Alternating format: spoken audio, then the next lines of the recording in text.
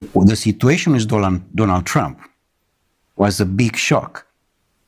They didn't expect that to happen. That was an accident, I suppose. Absolutely an accident. Not part of their game plan. Was the first time of the oligarchy system was what happened, an accident. Because normally it have to be Hillary Clinton. Yeah. Not Donald Trump. Yeah. And the process which we are dealing now with this pandemic and all these liars was supposed to be in 2016. They were pushed into exactly early in a sense to be in 2020 to be a disaster regarding food and water. I see. Which normally they want to arrive in 2025 now. I see. So the plan was a little bit changing. Talk about an article that you just published today in the International Man, which I'll include in the links below. Everyone, if you're not a subscriber to International Man, you definitely should be. There's lots of great content there, not only stuff that Doug writes, but other great writers as well. So, but you covered a topic that I've heard rumors about for months. First, I heard about it from some of our viewers, actually, and that's about this site called Deagle.com and their forecast for population changes, massive population changes in 2025. And first of all, how did it get on your radar? How did this even topic get on your radar? Yeah, I can't remember who it was that introduced me to this Deagle website. I'd never heard of Deagle before, but I did go on their website, and they're basically what they do is they track the economies of different countries in the world, about 200, most of them actually, almost all of them, but mainly their military capabilities. So they're in some ways competitive with Jane's, which has been around for decades and is the well-known company when it comes to tracking military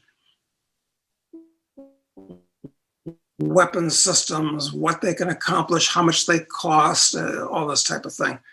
So it's, I guess Deagle's kind of a big deal, but it's not well promoted or well known like Jane's is. Can't remember. Well, they had this thing on their website that basically predicted population levels in virtually every country in the world in 2025. Now, this is no longer on their site. They took it off, and you can find it in the Internet Archive, and I'll try and include a link to it in the description to this video as well. But that's the part that kind of stuck out most to you and that you were addressing in the article in International Man. Yeah, it's absolutely shocking. They list all the countries of the world and give their current population and current GDP, and then what they project as population and GDP in 2025. And this just isn't the usual draw a straight ruler from, 2% compounded or something. They project that the US population falls 50%, 70%, huge number like that. Same with Western Europe, same with Canada, and I think the same with Australia and New Zealand. I can't recall, I'm not looking at it now. But interestingly, it's only the Western world that suffers this huge population drop. All of the countries of the world, if you look at them on this, they all suffer significant population drops, but generally in the 5 to 10 to 15% area, not 50 to 70%, the way North America and Europe will. So their explanation as to why this may be, at least what they published on the site, was kind of general.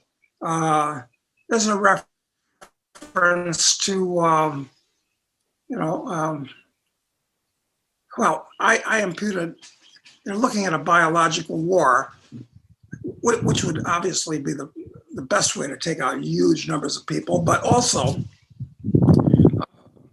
there's a reference to a possible famine evidencing itself in the world. Well, because we're talking about a decline in the U.S. of something like... But not a conventional war. I mean, the decline in the U.S. is something like a reduction of for 70% of the population. That'd be like 200 million people, right? Something like that. I mean, it's a massive. Yeah, exactly. Yeah, this is catastrophic. It would be the biggest thing in world history because it's not just North America; it's going to be Europe too. And but they don't have any explanation. It would have been nice if they had an essay explaining, well, exactly how do you come up with these figures based on what? I mean, when I first saw this thing, I thought, well, this must be some type of a spoof or some type of a trolling exercise, because for an outfit that's moving in the circles that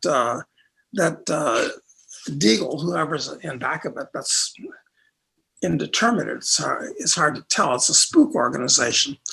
This is not going to like get them all kinds of new business or something like that. That would make no sense from a business point of view. And I haven't seen any comments on this in any of the conventional media at all.